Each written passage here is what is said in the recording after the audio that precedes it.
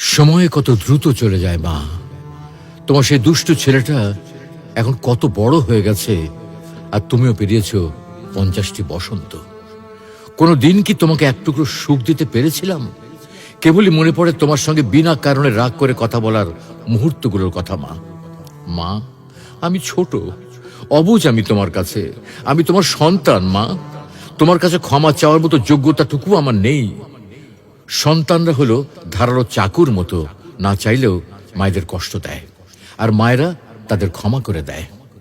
শুনেছি মা আর সন্তানের মাঝে অজানা একটা বাঁধন থাকে, যে বাঁধনের কারণে মা সন্তানের কথা কোনো মাধ্যম ছাড়াই শুনতে পায়। তুমি কি আমার হৃদয় থেকে কথা বলাগুলো শুনতে পাচ্ছ মা? মা, তোমাকে খুব মনে পড়ে মা। তোমাকে অনেক অনেক বেশি ভালোবাসি মা। দুনিয়ার সবকিছু বদলাতে পারে, কিন্তু মায়ের ভালোবাসা কখনো বদলাবার নয়।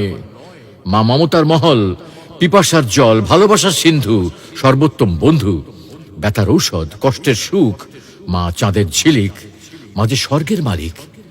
মৃত্যুর জন্য অনেক রাস্তা আছে, কিন্তু জন্ম নেওয়ার জন্য আছে শুধু মা। মা এমন একটা সম্পদ, যা হারিয়ে গেলে পৃথিবীর কোথাও আর খুঁজে পাওয়া যাবে না। ভালোবাসতে সবাই পারে, তবে মায়ের মতো কেউ ভালোবাসতে পারে না।